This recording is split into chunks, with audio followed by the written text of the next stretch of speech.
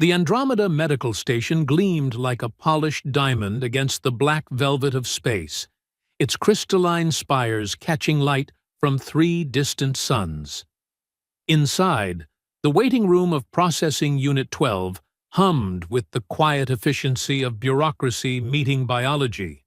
Hundreds of species, thousands of forms, and one very patient human woman who'd been sitting in the same uncomfortable chair for the past 2 hours.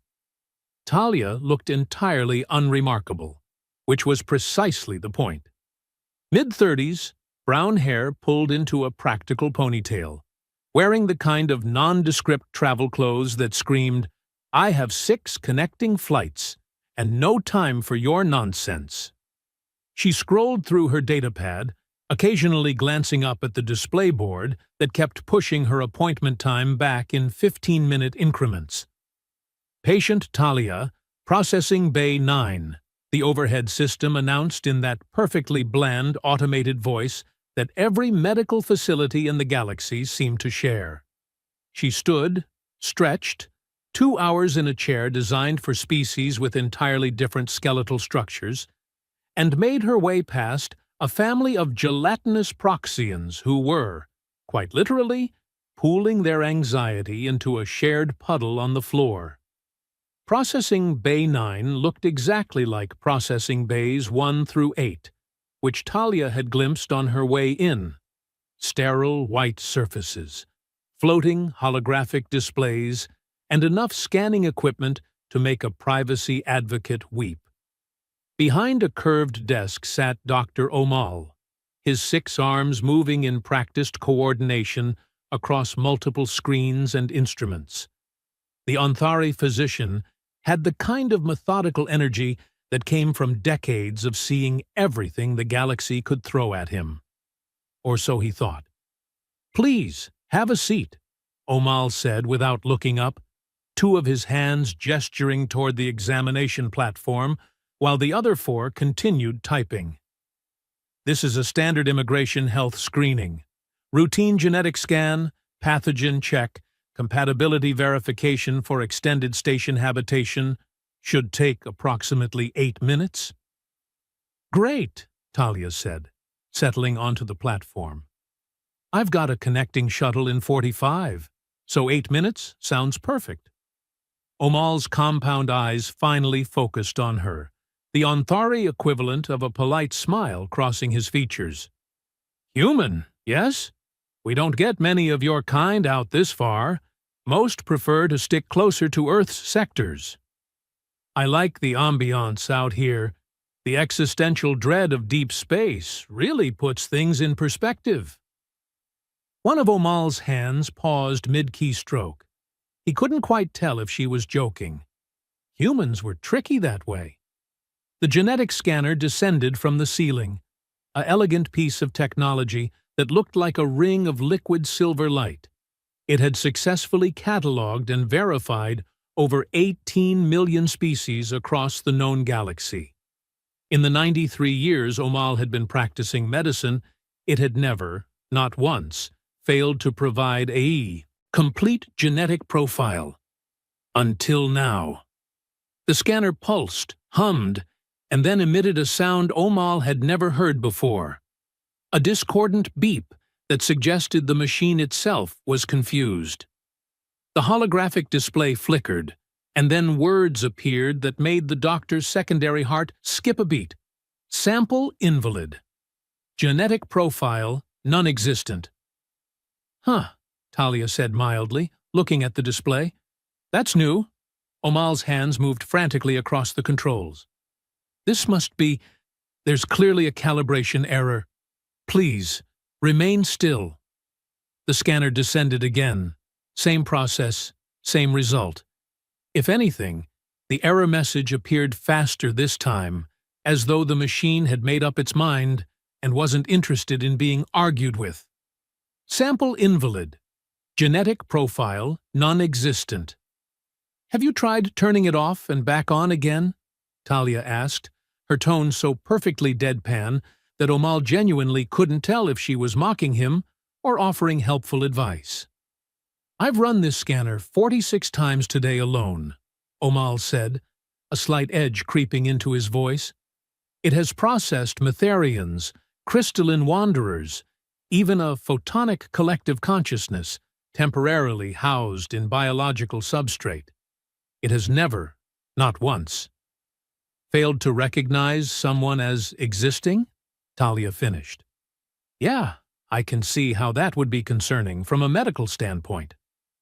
Omal was now using all 6 hands, pulling up diagnostic subroutines, checking power levels, running verification protocols. Every system came back green. The scanner was functioning perfectly. It simply insisted that the human sitting calmly on the examination platform was not, in any measurable biological sense, actually there. "I'm going to need to use the backup scanner," Omal said, already moving toward the equipment locker. "And I'll need to call in Dr. Lena from the research wing. She specializes in unusual genetic presentations." "Sure, take your time," Talia said. She'd produced a small thermos from her bag and was sipping what appeared to be coffee. Terrible station coffee from the vending machines on level 3, if Omal's sense of smell was accurate. "I'll just be here, existing paradoxically." The backup scanner was wheeled in, a more robust model, the kind used for species with exotic or unstable genetic structures. Omal activated it with the air of someone who desperately needed this to work, if only to preserve his sanity. The machine whirred to life, bathed Talia in a spectrum of light that ranged well beyond human visible wavelengths, and then displayed its findings. Error. Biological signature detected but unreadable genetic profile. Null classification. Unable to process. "Okay," Omal said slowly, 2 of his hands gripping the edge of the console while the others hung limply at his sides. "Okay, I need to call security." Talia took another sip of coffee. "Is that really necessary? I mean, I'm clearly here. You can see me, right? I'm not some kind of hallucination you're having?" "I can see you, yes. But according to every piece of genetic scanning equipment in this facility, you are, biologically speaking, impossible." "I prefer the term private," Talia said. Before Omal could respond, the medical bay's AI system chimed in, its voice carrying an odd note of concern that AI voices really shouldn't be capable of. "Alert! Potential fraudulent identity detected. Processing Bay 9 has registered a patient whose biological profile cannot be verified. Station security has been notified." "Oh, good," Talia muttered. "I was worried this might be quick and easy." Within 3 minutes, impressive response time, really, the door to Processing Bay 9 slid open to admit Security Chief Palo. The Althean was an impressive sight, standing nearly 8 feet tall, with an exoskeleton that gleamed like polished obsidian and 4 eyes arranged in a way that meant very little escaped his notice. He moved with the careful deliberation of someone who was very strong and very aware of it. "Dr. Omal," Palo said, his voice a deep rumble that vibrated through the floor. "I understand we have a situation." "That's one way to put it," Omal replied. "This patient, Talia, according to her documentation, registers as genetically non-existent on our scanners." Palo's 4 eyes all focused on Talia, who raised her coffee in a small salute. "Chief." "Ma'am, I'm going to need to see your identification and travel documents." Talia produced them without hesitation. Passport, station entry permit, immigration application, employment verification from a shipping company operating in the outer rings. Palo examined each one with the thoroughness of someone who'd seen every variety of forgery the galaxy had to offer. "These all appear legitimate," he said finally, sounding almost disappointed. "Holographic watermarks, quantum verification codes, biometric stamps, all present and correct. That's because they are legitimate, Talia said. I'm a real person, Chief. I just happen to be a real person who doesn't show up on genetic scanners. That's not possible, Omal interjected. The scanners work by reading the fundamental building blocks of biological life. DNA, RNA, protein structures, unless you're not actually biological, which you clearly are because you're sitting there drinking terrible coffee. Hey, I've had worse, Talia protested. Then the scanners should be able to read you. It's basic physics, biology, biophysics. Paulo held up one massive hand. Doctor, with respect, I've been in security for 38 years. I've learned that impossible usually just means I haven't seen it before. The question isn't whether this is possible. Clearly it is, because it's happening. The question is whether it's legal. How do I charge someone with a crime when I can't verify they're biologically real? Omal asked, sounding genuinely distressed. The entire legal system is built on the assumption that individuals have verifiable genetic identities. I'm aware of that, Doctor, which is why…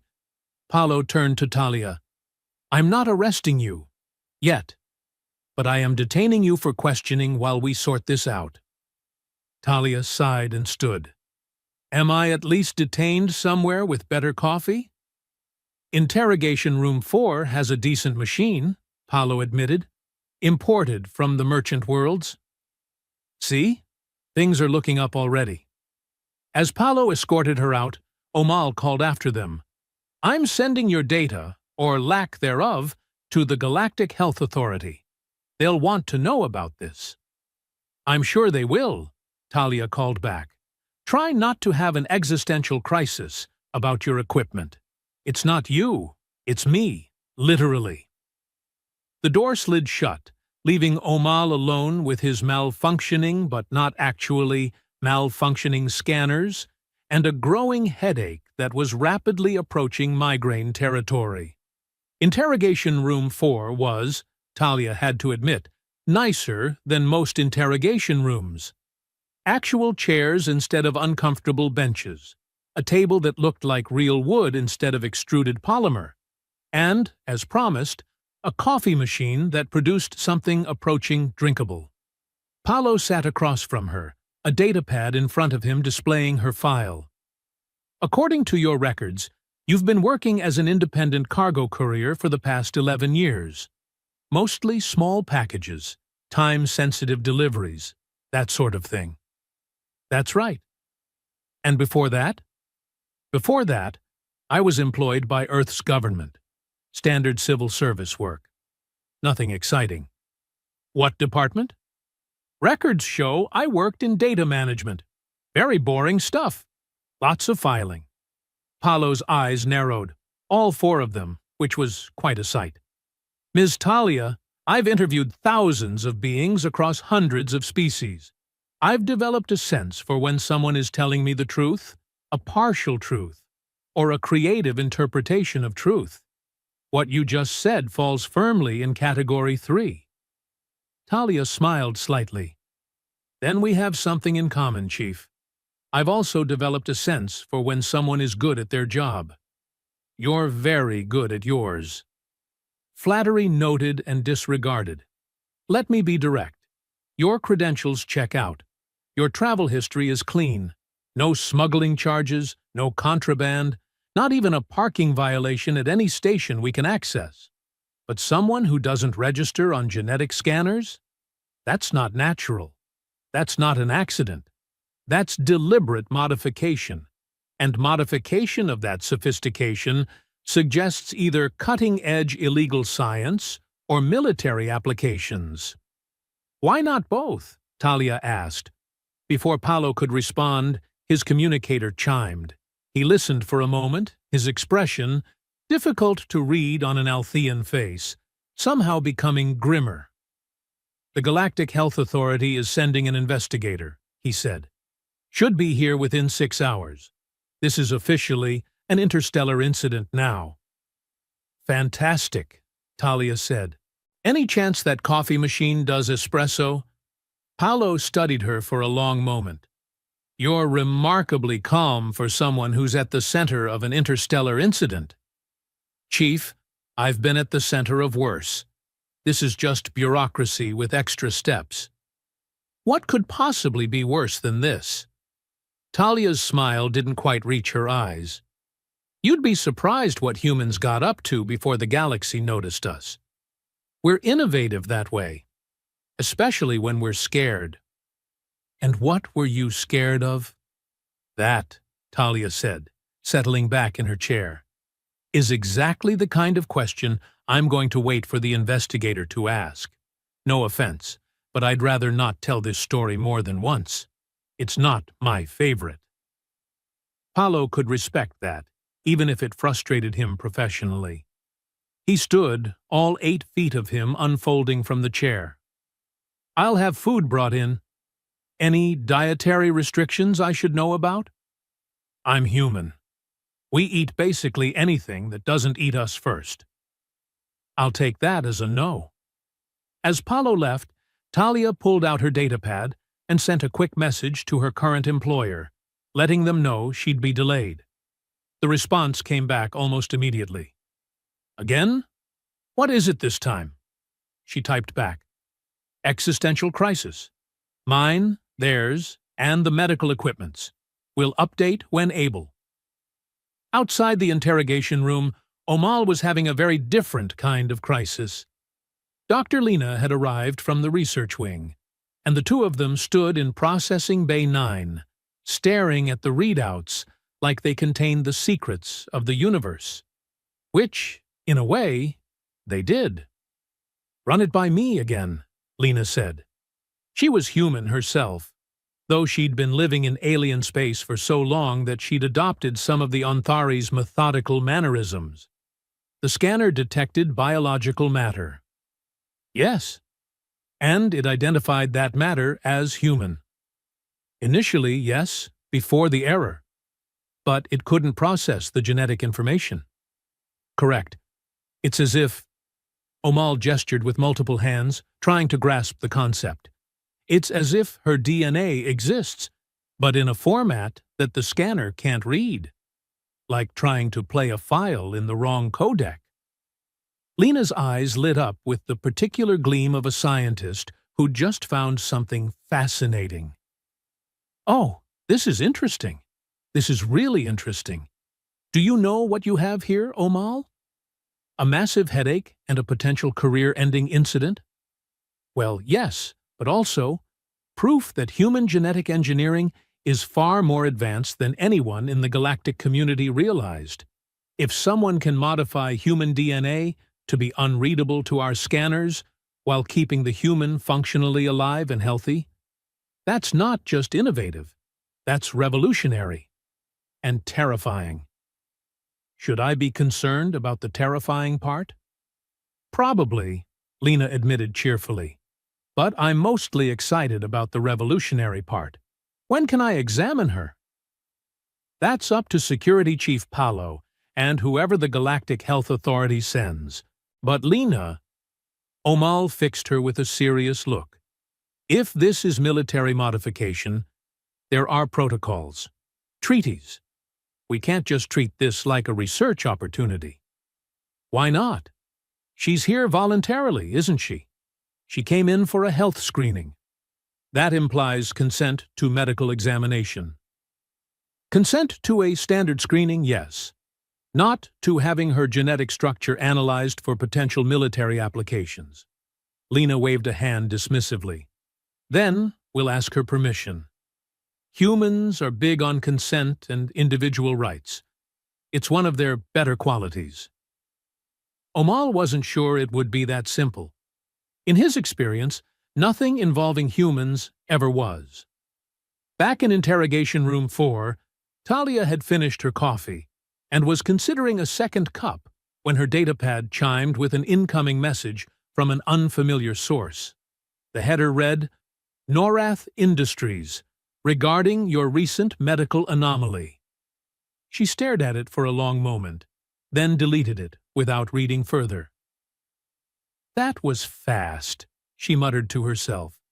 Corporate vultures must have sensors on the galactic medical networks. She'd expected this, if she was honest with herself. The moment her genetic profile, or lack thereof, hit official channels, certain interested parties would take notice. She'd been flying under the radar for 11 years, and now that radar had very definitively noticed her absence from it. The question was, how much trouble was this going to be? And could she talk her way out of it before things got violent? In Talia's experience, the answer to that second question was usually no. But she appreciated the optimism inherent in asking. 6 hours later, Investigator Nalmor arrived on the station like a storm front, all sharp edges and barely concealed suspicion. The Othix detective was reptilian in the way that made mammals instinctively nervous. Scaled skin in shades of deep green, vertical pupils that missed nothing, and a tail that moved with its own particular commentary on his mood. Right now, that tail was lashing back and forth in what Talia recognized as professional irritation. "So," Nalmor said, settling into the chair across from her in interrogation room 4, "you're the human who doesn't exist." "I exist just fine," Talia corrected. "I'm sitting right here. We're having this conversation. I even finished off that coffee you guys have been hoarding in the break room." "Your DNA says otherwise." "My DNA is shy. It doesn't perform well under pressure." Nalmor's tail stopped moving, which somehow felt more threatening than the lashing. "I've solved 83 cases in my career. Smuggling rings, corporate espionage, 3 actual assassination plots. I've seen clones, androids, holographic imposters, and one memorable incident involving a sentient gas cloud pretending to be solid. You want to know what they all had in common? They all had terrible lawyers. They all thought they were clever enough to outsmart the investigation. They weren't." Nalmor leaned forward. "I will find out what you are, and more importantly, what you're hiding." "Good luck with that," Talia said pleasantly. "I've been trying to figure out what I am for 12 years now." The door slid open, admitting Paolo and, to Talia's mild surprise, Dr. Lena, who bounced into the room with the enthusiasm of someone attending a particularly interesting lecture, rather than an interrogation. "Oh, good. You're here," Lena said to Nalmor. "Has she consented to genetic sampling yet? I have 17 different testing protocols I'd like to try, and—" "Doctor," Nalmor interrupted, his voice carrying the weight of someone who'd dealt with over-enthusiastic researchers before. "This is a criminal investigation, not a research opportunity." "What crime, exactly?" Lena asked. "Being biologically interesting isn't illegal." "Fraud, identity falsification, potential espionage." "I have legitimate credentials," Talia interjected. Chief Paolo verified them personally. Paolo nodded reluctantly. "Everything checks out on paper. The problem is the biology." "Then let me examine her properly," Lena pressed. "Not with the standard scanners. They're clearly inadequate. I want to run a full genetic sequencing using the research-grade equipment. Manual analysis, multiple verification methods." Nalmor's eyes narrowed. "And what exactly do you hope to find?" "The truth," Lena said simply. "Look, someone modified her genetic code in a way that makes it invisible to standard scanning technology. That's not just difficult, that's borderline miraculous, if we can understand how it was done." "We can replicate it," Nalmor finished, "which is exactly why this is dangerous. Undetectable operatives? Untraceable agents? Every government and criminal organization in the galaxy would pay fortunes for that capability." "Already happening," Talia said quietly. All eyes turned to her. You think you're the first people to notice? Norath Industries sent me a message 6 hours ago. I've got 3 more flagged communications from sources I don't recognize. The moment my data hit official channels, every vulture with a research budget started circling. Why didn't you report those communications? Paolo demanded. Because I deleted them. I'm not interested in being anyone's research project or military asset. Lena pulled up a chair, her expression shifting from excitement to something more gentle. Talia, I understand your reluctance, but help me understand. How did this happen? Were you born this way?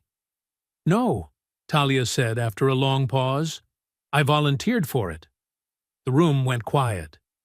Volunteered, Nalmor repeated slowly, for illegal genetic modification. It wasn't illegal at the time. It was sanctioned by Earth's government. Classified? Yes. Illegal? No. When? Lena asked. 12 years ago. There was a conflict. Humans call it the Quiet Wars, though I doubt that name made it into any of your databases. First contact didn't go smoothly for us. We had a situation that required discretion. What kind of situation requires making your operatives invisible to genetic scanners? Nalamor demanded. Talia met his gaze steadily. The kind where the enemy was tracking us through our DNA. We lost a lot of people before someone got creative with the solution. How many of you were there? Lena asked softly. How many volunteered for this? 12, Talia said. They called it Project Echo. The idea was we'd leave no trace, no echo in any system. Perfect ghosts. And the others? Paolo asked, though his tone suggested he already knew the answer. Dead or disappeared? I'm the only one still confirmed active. Talia smiled without humor. Lucky me. The revelation hung in the air like a physical thing, heavy and complicated. Nalmor recovered first, his investigator instincts overriding the shock. Project Echo, he said, pulling up his datapad and typing rapidly. I'm finding nothing in any galactic database. No reference to quiet wars, no record of hostile first contact between humans and… Who? Who were you fighting? That information is still classified, Talia said. Even I don't know the full picture. We were compartmentalized, need-to-know basis, and apparently we didn't need to know who we were being made invisible from, just that it worked. Lena was practically vibrating with scientific curiosity. But the modification itself, it had to be permanent to be effective, yes? Otherwise, the enemy could simply wait for it to wear off. Permanent and heritable, Talia confirmed. That was the scary part. They told us our children, if we ever had any, would carry the same modifications. Ghost DNA passes down through generations. That's not just modification, Lena breathed. That's engineered evolution. That's changing the human species at a fundamental level. Which is why the program was shut down, Talia said. Once peace was brokered, and I'm using that term loosely, Earth's government decided that creating a subspecies of invisible humans maybe wasn't the best long-term strategy for galactic integration. So they just let you 12 loose, Paolo asked. No follow-up? No monitoring? Oh, there was follow-up. Annual check-ins, medical monitoring, the works. But they couldn't exactly undo what they'd done. The modifications were too deep, too integral to our biology. Reversing it would mean killing us. Talia shrugged. So they did the next best thing. Gave us severance packages and told us to live quiet lives. You don't strike me as someone living a quiet life, Nalmor observed. Quiet is relative. I'm a courier. I transport packages. It's honest work. What kind of packages? The legal kind, mostly. Sometimes the don't ask questions kind, but still legal. Turns out, being invisible to scanners is useful, when you're transporting things for clients who value discretion. Nalmore's tail lashed. Again. You're admitting to smuggling. I'm admitting to respecting client privacy. There's a difference. Before Nalmore could respond, Paolo's communicator chimed urgently. He listened, his expression darkening, then looked at Talia. We have a situation. There's a ship requesting docking clearance, corporate registry, Norath Industries.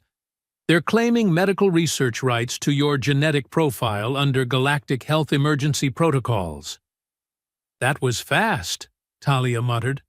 They're not wasting time. Can they actually do that? Lena asked. Claim rights to her DNA? If they can prove public health risk, yes, Nalmore said grimly. The emergency health protocols were designed for pandemic response, but the language is broad enough that corporations have exploited them before. Talia stood abruptly. I'm not letting Norath turn me into a lab experiment. I've seen what they do with proprietary genetic research. It won't end with understanding my DNA. They'll want to weaponize it, sell it, create their own invisible operatives for corporate espionage. You can't leave, Nalmore said.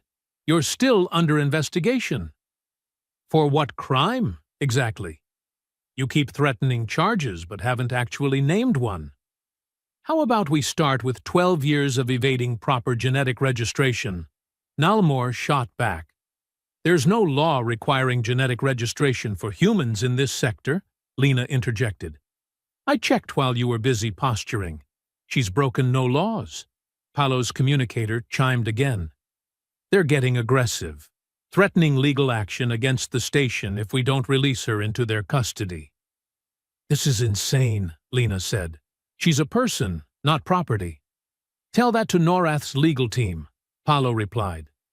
Talia was already moving toward the door when the station's emergency alarm blared.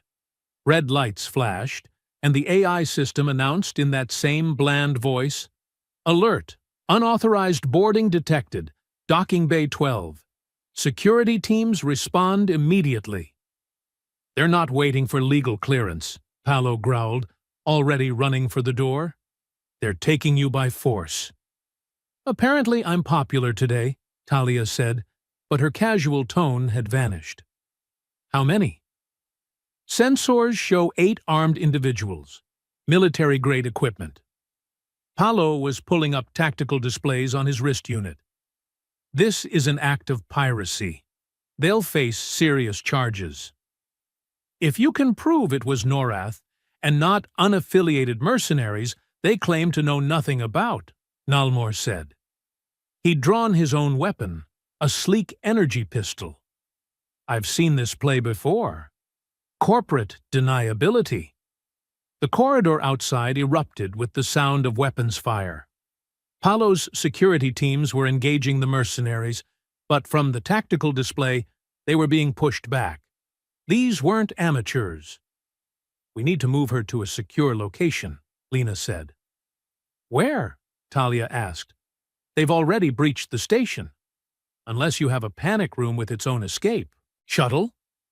Actually, Paolo said slowly, we do.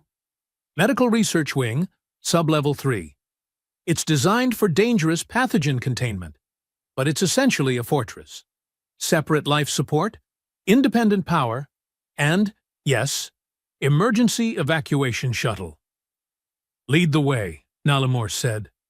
They moved quickly through the corridors, Paolo and Nalmore flanking Talia, while Lena brought up the rear, clutching her data pad like a security blanket.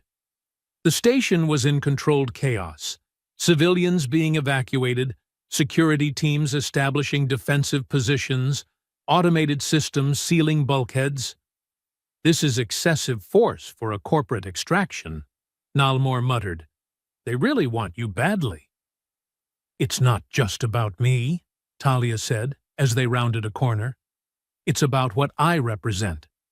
If Norath can reverse engineer the modifications, they can create an entire army of operatives who can't be tracked. That's worth billions, maybe trillions. Can it be reverse-engineered? Lena asked, scientific curiosity warring with moral concern. I honestly don't know.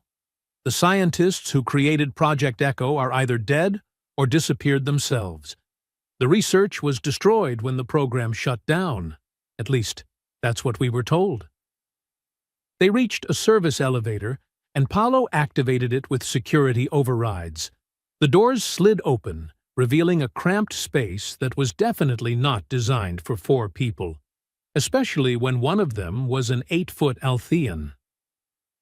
Cozy, Talia remarked as they squeezed in. The elevator descended, and for a moment there was relative silence except for distant sounds of combat filtering through the station's infrastructure.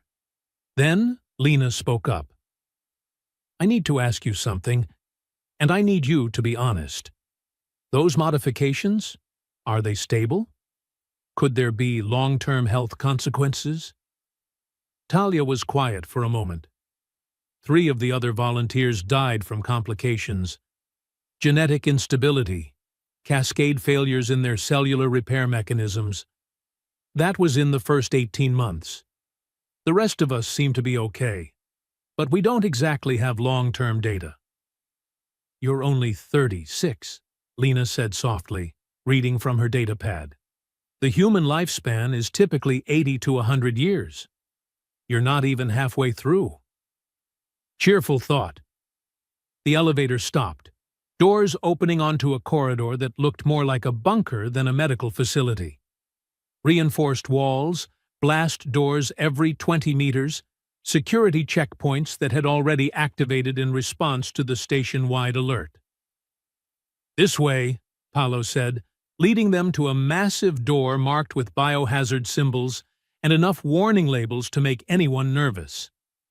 He placed his hand on the scanner, and the door began its unlocking sequence, a process that involved more mechanical locks and security protocols than seemed strictly necessary. How often do you actually use this facility? Talia asked.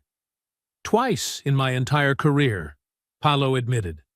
Once for a genuine pathogen, scare, turned out to be nothing, and once for training. The evacuation shuttle has never been activated. Great, so we don't know if it actually works.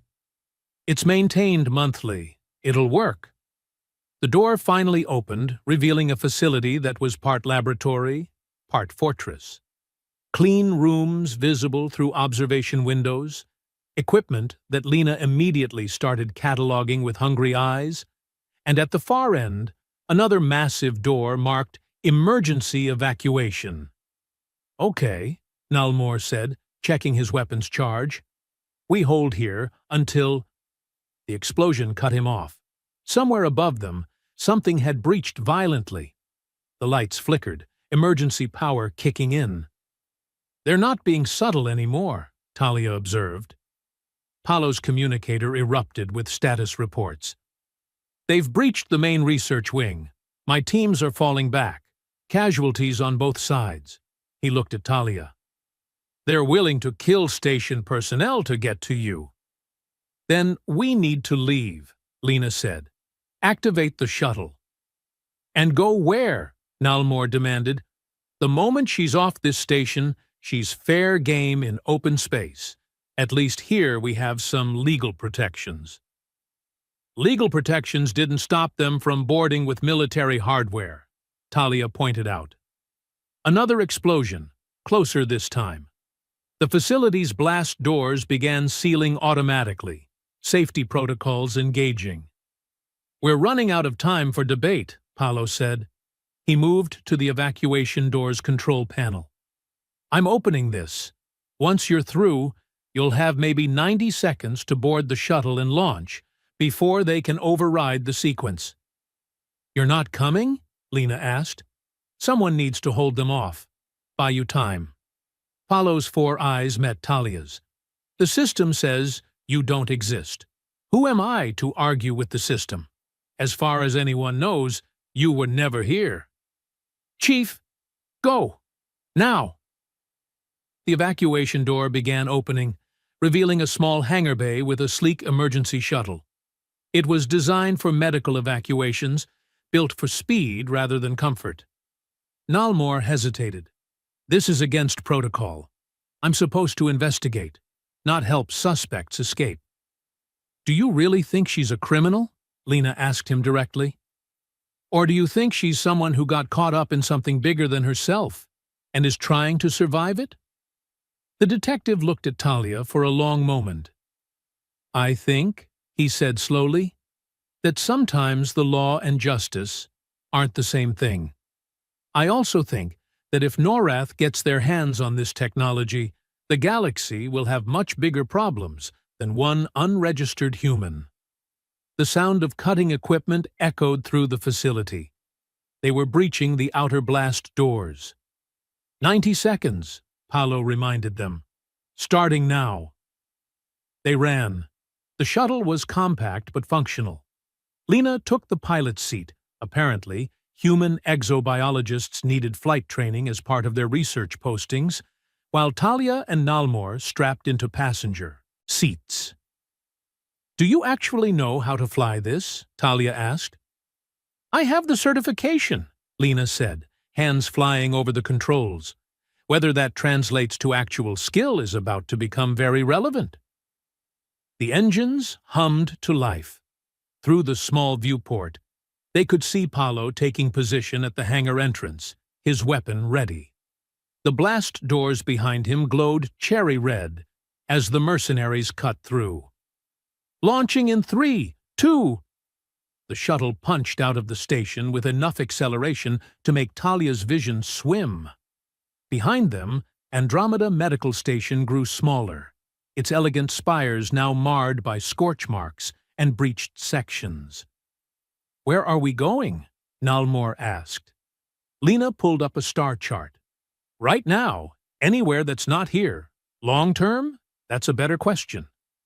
Talia stared out the viewport at the retreating station. I know a place, neutral territory, no extradition treaties, and they owe me a favor. Of course you do, Nalmor muttered. Why am I not surprised? The shuttle's cramped interior hummed with the steady vibration of engines pushed slightly beyond their recommended cruise settings. Lena had plotted a course that involved 3 random direction changes and 1 completely unnecessary loop through an asteroid field, just to discourage anyone thinking about pursuit. You're enjoying this too much, Nalmor observed, watching her navigate with the focused intensity of someone discovering a new hobby. I spend 90% of my time in laboratories looking at samples through microscopes, Lena replied cheerfully. This is the most excitement I've had in years. Glad my existential crisis could provide entertainment, Talia said from her seat. She'd pulled out her datapad and was systematically scrubbing her digital footprint from every network she could access. Though, I should mention, if we're going where I think we're going, you two need to understand something. What's that? Nalmor asked, suspicion creeping back into his voice. The people we're about to meet don't ask questions. They also don't answer them. You want to investigate, detective? You're going to need to suppress every instinct you have. I'm an ethics investigator with the Galactic Health Authority. I can't just ignore. You can, or you can get dropped off at the nearest station and explain to your superiors how you helped a suspect escape. Talia's tone wasn't threatening, just matter of fact. I appreciate what you did back there, both of you. But where we're going, your credentials mean nothing, and your curiosity could get us killed. Nalmor's tail lashed in frustration, but he nodded slowly. Fine, but eventually you're going to have to deal with this properly. Eventually, Talia agreed. Just not today. 2 hours later, they approached a station that didn't appear on any official registry. It was smaller than Andromeda Medical, cobbled together from decommissioned ships and salvaged materials, orbiting a brown dwarf that barely registered as a stellar object. This is your safe haven? Lena asked dubiously. It's called the Margin. No government claims jurisdiction. No corporate interests. No questions asked. Talia opened a communications channel using encryption that made Nalmor's security-trained mind wince. This is package courier Talia requesting docking clearance. Authorization code, privacy is golden. The response came back immediately. Clearance granted. Bay 19. Welcome back. As they docked, Talia could see both her companions taking in the chaotic nature of the margin. Ships of every configuration and questionable legality, species from sectors that supposedly didn't interact, and enough gray market activity to make any law enforcement officer deeply uncomfortable. Stay close. Don't make eye contact with anyone selling anything, and absolutely do not accept food from the Morphean vendors, Talia instructed as they disembarked. Their idea of mild seasoning can strip paint. They made their way through corridors that smelled of engine grease, alien cuisine, and something Lena's scientific mind classified as probably not toxic, but definitely unpleasant. The clientele gave them curious glances.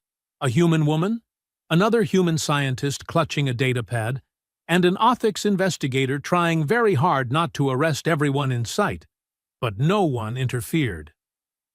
Talia led them to a communications hub, one of the few legitimate businesses on the margin.